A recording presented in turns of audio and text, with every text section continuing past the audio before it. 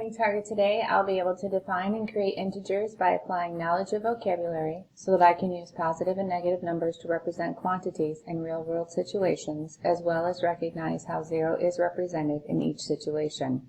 I know I have it when I can define an integer, as well as give examples, have success on the exit ticket and the Kahoot game, or get at least a 7 out of 10, which is a 70% on the Google form.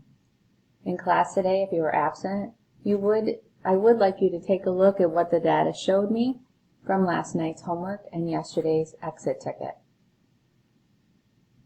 Please watch the Google Slides presentation and take notes in your packet.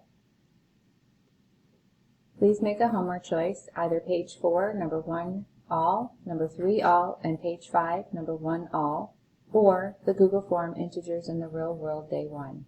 You must get at least a 7 out of 10, which is a 70%. Take it as many times as you need to.